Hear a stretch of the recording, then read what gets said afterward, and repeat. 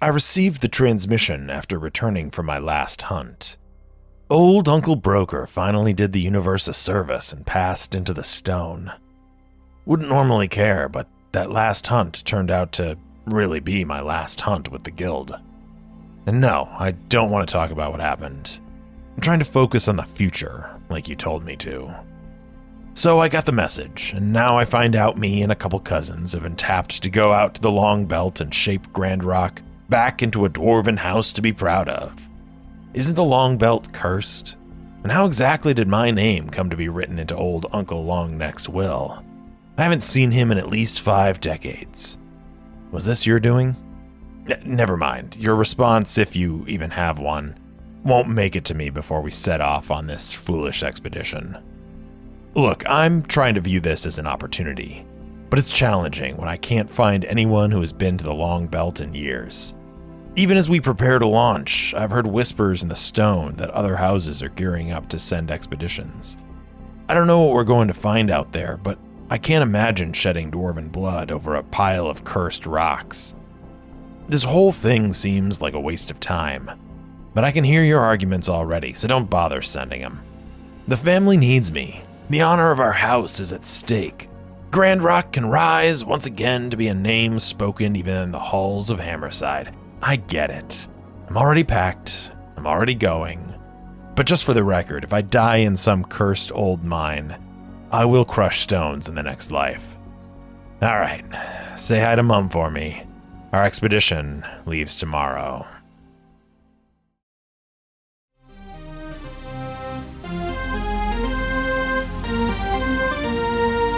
Welcome back for another episode of Errant Adventures, the solo actual play podcast where stories are told at the speed of dice. With me, Steve Morrison, your game master and solo player. Now come on, let's grab the dice and see where our story goes.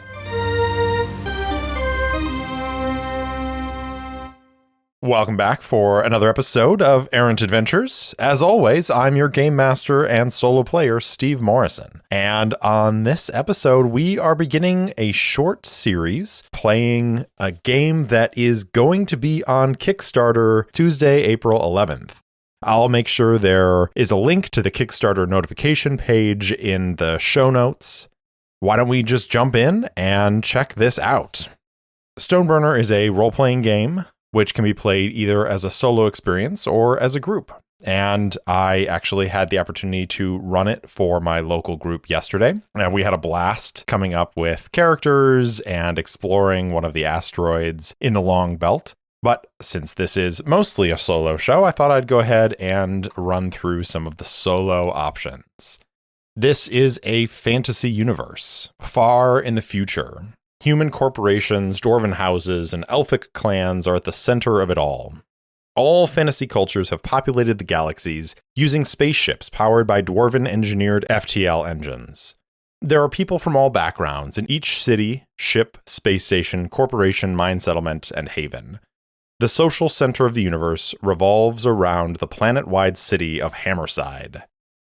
Each district, city, planet system, and space station have their own laws and customs. This makes every destination unique and exciting.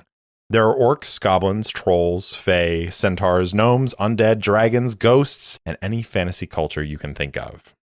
In this game, we are going to play a scrappy dwarf who is somewhat related to the deceased Brooker Longneck of House Grand Rock. And first, we're going to choose a kit. There are 5 kits available in this game. There's the Stanchion, who is a staunch defender. There is a Sounder, who is a perceptive and perseverant hunter. There's the Striker, a nimble and professional warfighter. There's the Spellwinder, a learned and powerful runecaster. And there's the Sinker, a brilliant and resourceful mechanic. Based on my experience with my local group yesterday, this game can be pretty dangerous. So I actually have this idea that this first character that I'm going to create is going to be the Scout. And they are being sent ahead to explore this asteroid belt called the Long Belt to see what's going on there. Because it's been maybe even hundreds of years since anyone from outside of House Grand Rock has come to this place. And now this character that I'm going to create is going to be related to Broker Longneck, but Broker has many relations. And so if, sadly, our scout dies, another cousin will come along. So let's go ahead and take a look at the Sounder. So there are a couple of different options here. Bounty Hunter, a bodyguard, or an investigator. And these are the character backgrounds.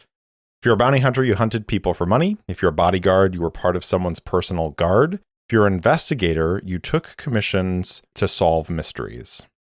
Well, in the classics of solo play here, since there are 3 options, I'm going to roll a d6 and let the dice decide what my background is. A 1, a bounty hunter. You hunted people for money. Now, one of the cool things about Stoneburner is that there are some questions that come along with each background. So the bounty hunter's questions are, who was your last target? You got your contracts from a guild. What was their symbol of office? You had a partner. What happened to them? And those are questions that we can answer to fill out our backstory. Last target was, let's say it was an elf magistrate who stole some money. And we can give them a name, but we don't have to right at the moment, as I don't know that it'll come up, but it's an option for us to bring a piece of this character's history into the narrative if we would like to. Next question is, you got your contracts from a guild. What was their symbol of office? I think because it's a bounty hunter, I'm going to go with a hammer that is locking chains in place. The final question is, you had a partner. What happened to them? Well, the partner being killed is maybe the classic choice to make. So instead, I'm going to say that the partner got the glory for their last capture. And that's part of why this character is now going off to seek this inheritance, because maybe they got ousted out of the bounty hunter guild. Maybe not. Maybe there's a perfectly pleasant relationship between these characters, and at some point in the future, maybe we'll meet this partner. So we've answered the questions for our background.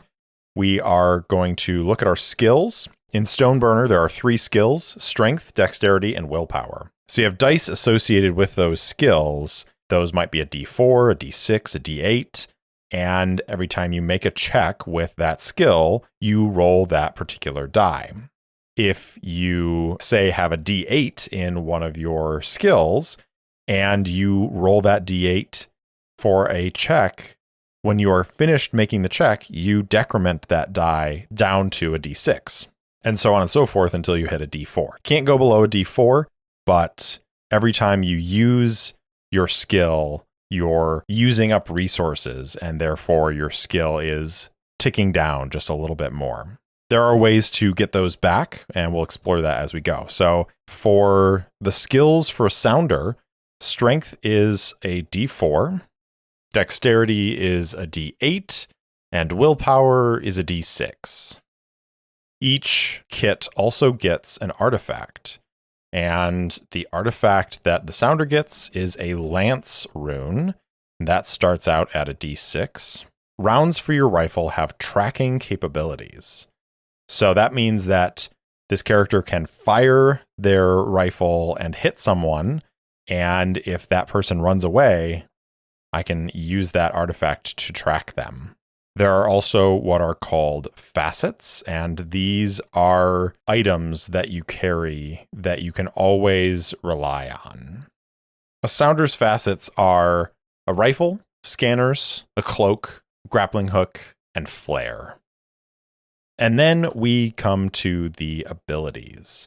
So there are a number of abilities available to each kit, and they have varying costs associated with them. And so, for instance, the first ability on here is called Truth Seeker.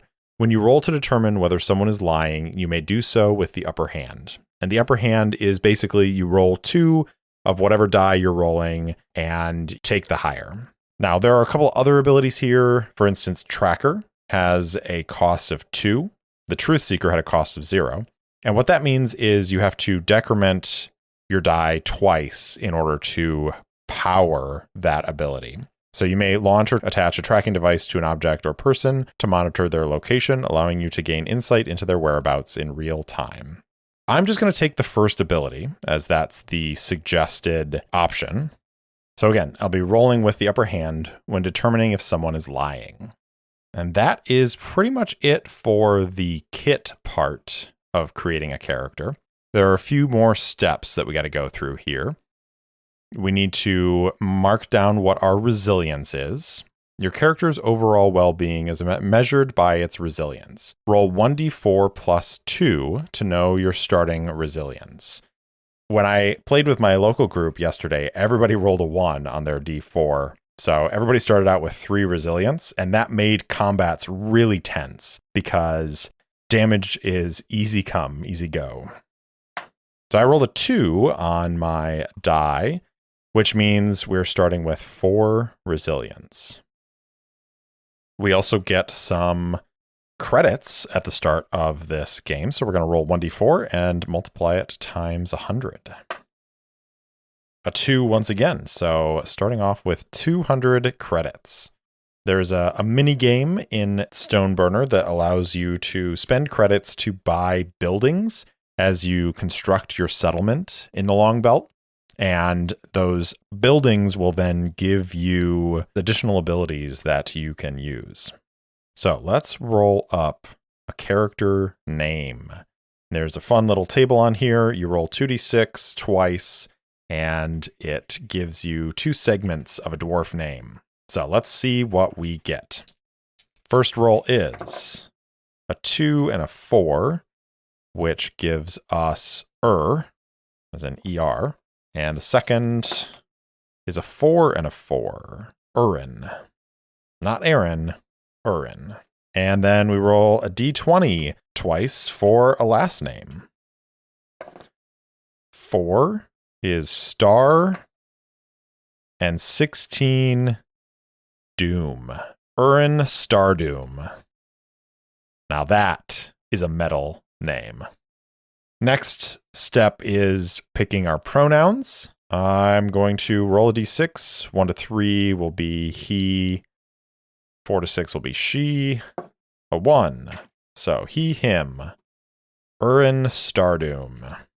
And now there are some more tables. Again, you can build your own character. You don't have to roll on these tables, but you know how much I enjoy rolling on random tables. So I'm going to roll on the personality trait table.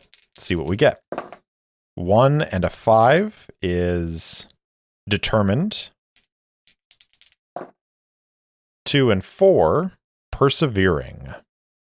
Good qualities to have in a scout. Body type, we can roll a d12 for this one. 5, compact and muscular. Again, makes sense for a scout. We'll roll a d8 for a quirk. 2, has a very loud, weird, or whimsical laugh. Interesting. And then on the look table, you can roll twice. 1 and 4, bald head. I like it already. And for a second look, 4 and 3, a long nose. Bald head, long nose. And now I think we are ready to jump in and start playing Stoneburner. So the way that adventures work in Stoneburner, you explore a sector and you embark on a series of expeditions within that sector. And there's this really cool way of creating a map for your sector. If you're GMing, you roll your d20 to give you your starting point, and then you kind of roll the rest of your dice around your d20, and then you group them based on if they're evens or odds. And then there's a table for each sector that relates to the dice that you use to roll. But with solo play, the book recommends that you just roll the d20 table, and then you can discover points of interest as you go. So that's what I'm going to do. I'm going to roll the d20. That is going to start us off, give us an idea of what our starting situation is. and then we will explore. I'll roll on the points of interest tables within the sector. And currently in this version of the book that I'm looking at right now, there is only one sector available, and that is Kazab Baram. Kazab Baram was the most exploited region of the Long Belt. Today, the tunnels remain littered with relics of the past, including old equipment, shafts, abandoned machinery, and tools. As you traverse those dark caves, you can still hear echoes of pickaxes striking rock and the songs of long-gone miners, creating an eerie and uncanny atmosphere throughout the caves. Because many of the tunnels of Kazam Baram have already been extensively mapped out, the mine has become a frequent destination for treasure hunters and adventurers, those who venture inside the tunnels in the hope of discovering valuable artifacts or minerals that may have been overlooked during the original mining operations, or forgotten once everyone left. So before I roll the d20, let's set the scene. A ship drops out of FTL. On the edge of the Long Belt, this massive collection of asteroids. The ship hangs in space for a moment, as though choosing which direction to go.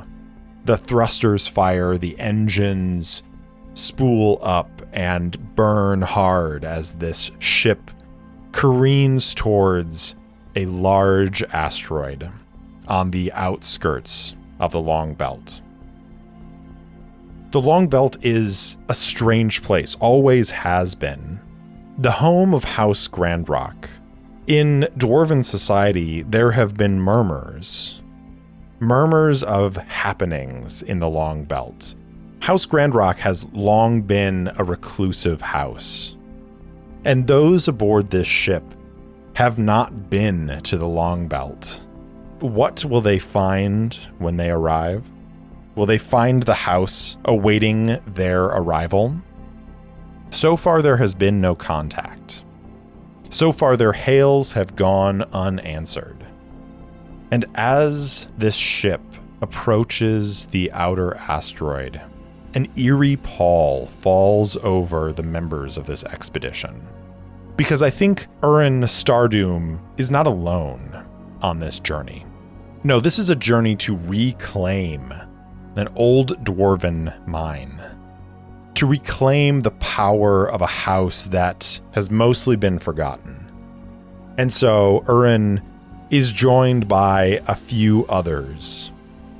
And as the ship descends and lands on a platform on the edge of this old settlement, the doors open and a series of armored dwarven figures emerge.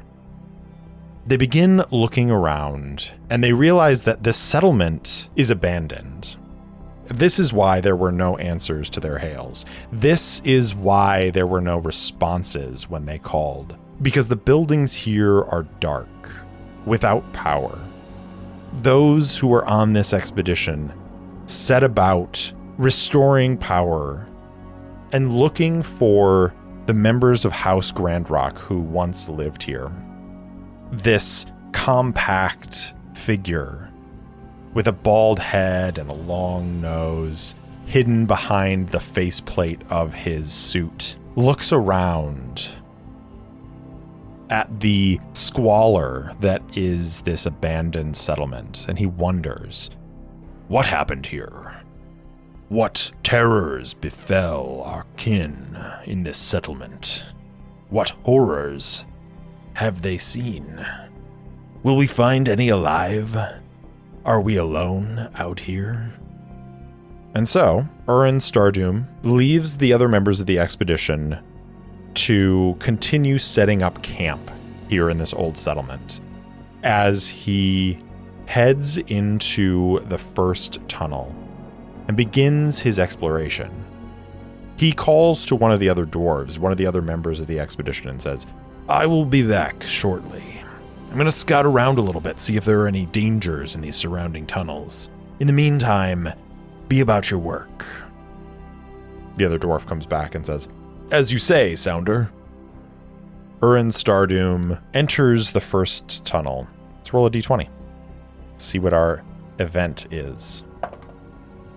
A 3.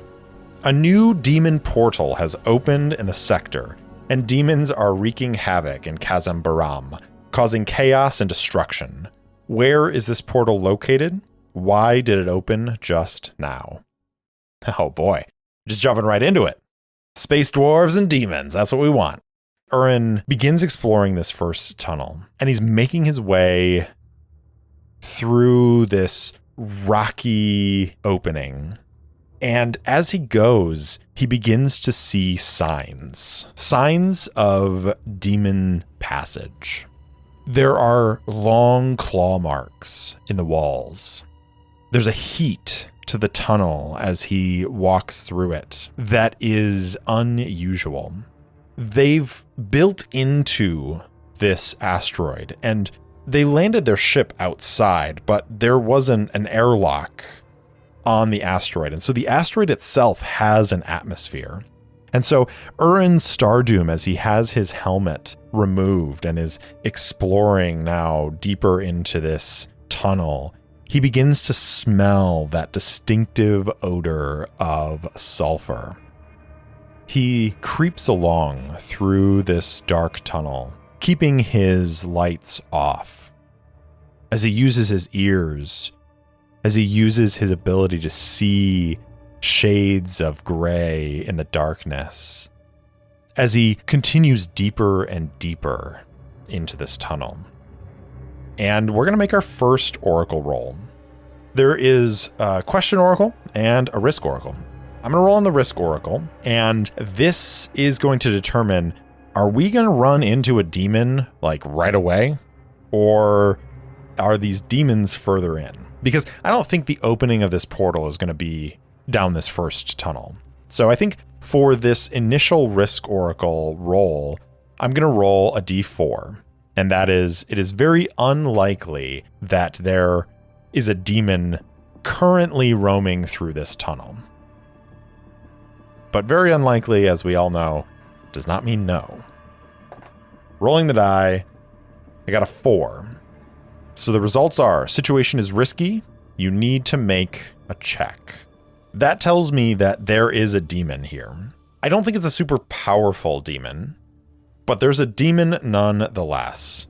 And so as Urin Stardoom creeps his way down this tunnel and deeper towards the heart of this asteroid, he begins to hear these demon tones coming from ahead. Urin Stardoom is not a striker. He's not a gun-toting soldier who's going to run into the room and blast this demon. No, he's a hunter. Stealthy. Clever. So I think he crouches down. He gets lower still to the earth. And he presses a hand down into that rocky floor beneath him. I can almost feel through the stones this tremor. And he is going to creep forward ever so quiet, ever so cautiously, to get a sight on this creature without giving away his presence. And so, we're going to make our first check. I think this is a dexterity check. Agility and finesse, allowing them to move quickly and gracefully and to outmaneuver their opponents. Because Urin Stardoom is a sounder, he has a D8 in his dexterity. So we'll roll the D8, and that will determine our success level. I rolled an 8, which is awesome. Anything over a 5 is a great success, and the higher the result, the better. So Urin Stardoom, low to the ground, creeps to the edge of the tunnel. And I think there's a natural occlusion in the stone that he is able to dip into and peer around into this first chamber off the tunnel. He sees a demon within this chamber. What does this demon look like? Well, let's roll some oracle stuff here. Because we are just getting into this and because this wasn't a super like risky thing, I am going to not roll on the demon's strength table. I'm just going to say that this is a weak demon. So it has a strength of D4, but I am going to roll on the health. A 10 is, it's not very strong, but it is hardy. And let's roll a D12 to see what our type is. 6, a specter, and then characteristics. A 9, tusks, and a 2, fur, tusks and fur. And then demonic flavor, 2 and 5, deranged. So it is a deranged specter. With it being a specter, it is almost made of shadow. So he peers around this corner. He sees this almost ethereal demon made of shadow that is roaming around inside of this chamber. And even though it is wreathed in shadow, he can see fur, this oily, slick, matted fur rippling underneath the shadows, and these tusks that come out from its jaw and from its cheekbones, and it looks like this utterly mad creature that is talking to itself, that is roaming back and forth through this room. Urin Sardum is not afraid to hunt an enemy, but he's not sure that he's up to face some sort of shadow demon just fresh off the ship. So I think he's going to wait. And in waiting, he wants to observe this creature and see what it's going to do, where it's going to go. Is it going to leave this room? Is it going to go down one of the other tunnels that lead out of this chamber? And if it does, can he follow it? Can he follow it back to its lair, back to the portal through which it came? So he's going to wait. I think that gives us another opportunity for a question, Oracle. Does this creature leave this room, this cavern, and head down one of the other tunnels? I think it is likely that it does, which is a D8. A 6 is yes and. So yes, it's going to leave this and it's going to head back towards where the portal is, which I think is good because this is a moment for Urin Stardoom to get a sense of these tunnels. So he watches as this demon takes one of those tunnels leading away. And this chamber that it's leaving is not very large, and it looks as though it was maybe some sort of supply room. There are racks along the walls where there's mining equipment hanging, but it's in disrepair. It looks like it has not been visited by a dwarf in years. There's a thick layer of dust over all the mining equipment. Urin watches as the shadows churn and the demon moves through one of the tunnels and leaves this room. He waits a moment and then he steps out, and I think is going to take a brief moment and look around to see if there are any items, any interesting things amidst those mining racks. During an excursion, you may loot the mine for items such as rare magical artifacts or gear like weapons, treasures, and minerals. At the start of an expedition, you start with a D12 loot die, which steps down after each usage. To loot the room, roll your loot die and interpret the result. So that's what we're going to do right now. And Urin Stardoom is going to roll a D12 because this is our first time looting a room. I rolled a 12. So you get a D12 item. Interesting. What would make sense to find in a bunch of mining gear? Probably a mining laser of some sort. So I think I'm going to say that he finds a mining laser that miraculously is fully charged. Thank goodness for the ingenuity of dwarves and their ability to create batteries that last. He pulls this mining laser down from the rack and he checks it over and is surprised to find that it is fully charged and operational. And so he is going to heft that over his shoulder and carry that with him as he makes his way down that tunnel, pursuing this demon. And this seems like a good opportunity to roll a point of interest for this sector. The point of interests go from a D4, a D6, a D8, a D10, and a D12. I'm going to roll on the D4 because he's in relatively minimal danger. Yes, he's following a demon, but the demon has no idea that he's there. And he is standing in a pretty good position to pursue this creature without letting it know that he's there. So we're going to roll our D4, see what happens. 3, cul-de-sac. Now that's interesting because that seems like it might be bad news for Urin Stardoom, because he makes his way down the passageway. Again, it's this long tunnel made of stone, and he sees ahead of him the creeping shadows of the demon, the specter that he's pursuing.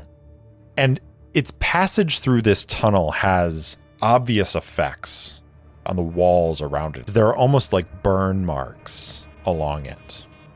And so they reach the end of this tunnel, and Urin creeps to the edge of the opening and he peers through, and he sees that this is a larger chamber than the previous one, but there's no outlet here. As he stands there watching, the demon seems itself confused as it moves around the room and almost shuffling and snuffling at the walls and the floor. As Urin is watching, he sees that there are signs of burns along the stone. And he begins to wonder, could this be where that portal opened? The portal that brought this demon into this asteroid? And if so, that portal has closed. And I think that tells us something, even if Urin doesn't quite jump to that conclusion yet. It tells us that those portals may open and close at random around this asteroid. And so there is no guaranteed single place where a demon might pop out. And that's concerning for sure. But now Urin is faced with a decision. There's a demon right in front of him. So far it does not know he's there, but if it gets frustrated enough with its predicament, it might turn and make its way back down the tunnel that he's in. So he's got two choices. He can try to fight and destroy it here, or he can withdraw now, before it has given up its search for the portal through which it came, and he can make his way out of here. I think it is very likely that he is going to try and deal with this creature right here and right now. So let's go ahead and roll a d10, see what we get. 8 is a yes and. So yes, he is going to try and deal with it right now, and he's going to try and ambush it right off the bat. So why not? Let's get into a fight. So he is initiating the fight, which means the initiative is his. So he is going to pop out from his hiding spot, and he is going to fire with his mining laser, because why not? You got it. You might as well use it at this creature. He is going to step around the corner, and it's going to go dick and fire off. Rolling a d12. Oh, no. I rolled a 1 on the d12. The thing with combat is you do not make attacks. You just roll your die on whatever skill or item that you're using, and you get a 1 to 2, you deal 1 hit. If you get a 3 to 4, you deal 2 hits. 5 plus, you deal 3 hits. This is where I said that combats can be pretty brutal, because I've only got 4 resilience, which means even just 2 mid-level hits could spell trouble for Urin Stardoom. So I'm going to mark down that I've got 1 hit on our demon who unfortunately has a resilience of 13. Urin Stardoom is quickly going to discover that he is not going to be able to match this creature. Fortunately for him, this creature does not have any abilities. It is just full of tusks and it's deranged. So it turns in his direction and is going to move towards him. Because Urin ambushed this creature, the creature is going to have to use its action for the round to move towards him. Normally, your actions in combat are changing the battlefield, attacking an enemy, activating an ability, or moving a great distance. Small distances are not as important. Like, you can move a small distance and then also make an attack. But I'm going to say that because Urin ambushed this creature, he's doing so from basically the entrance of the cavern, and the creature is on the far side. And so it is going to take all of its movement to reach into a closer range with Urin, and that is going to take up its action. And so Urin is going to get to make another attack. Question is, does he just cut and run, realizing that his mining laser barely touched this shadow creature? I think he thinks he can stand up to a little bit of a fight. So he is going to hold his ground and he's going to fire again with the mining laser. So it'll be a D10 this time. A 4 this time, which is 2 hits. So it's only got 10 resilience left as he charges it up and it goes dick, and it fires off. He sees it hit the shadowy form once again, and that fur, that matted, oily fur, boils a little bit for a moment and then begins to reform. And I think Urin is realizing that he is potentially in a bit of trouble. Now the creature is going to come forward at him. And again, I said it was very durable, but not very strong. So it only has a D4 on its attack. So it comes in, it swipes its tusk, and gets a 1, which is just 1 hit. So Urin Stardoom takes that hit and kind of grunts and just like, as he mostly dodges it, but it does scrape across the shoulder pauldron that he has on his left shoulder, and he stumbles back a little bit.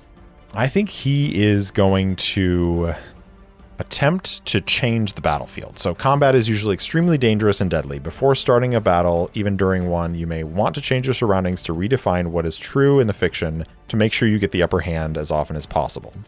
He is actually going to pull out some flares that he has and activate them, and they're going to burn brightly in this room. And because this thing is a creature of shadow, I think it is going to give it the lower hand, which means it will roll twice and take the lesser ability. So the light flares up in the room and it kind of recoils a little bit, and it is going to try to lash out at him. We're going to roll our D4 twice. It's a 4 on that one and a 2 on the second die. So we'll take the lower die, which is a 2, which is another hit. Single hit. That brings Urin's resilience down to 2. It's his turn. He looks around. He realizes that he is alone fighting this demon that is incredibly durable, and he is going to turn and run. He's a scout. He's not meant to stand and fight with these sorts of creatures. His initial attempt to take it out didn't work, so he is going to flee for his life. I think we should ask the question oracle, does this creature pursue him? I think it's a D8, and I rolled an 8. The answer is yes, and yes, it pursues him, and I don't think it's going to let him get away. And so we'll have to find out next time whether or not Urin Stardoom can escape this specter demon and survive in the halls of this asteroid in Kazab Baram.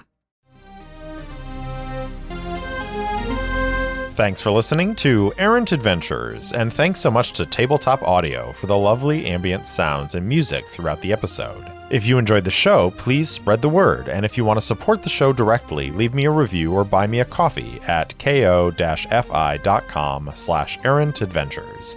If you want to interact with me, I'm at Errant Solopod on Twitter and Instagram, or you can email me at errantsolopod@gmail.com. I also post campaign-related materials on my website, errantadventurespod.com. Thanks again for listening, and I'll see you next time.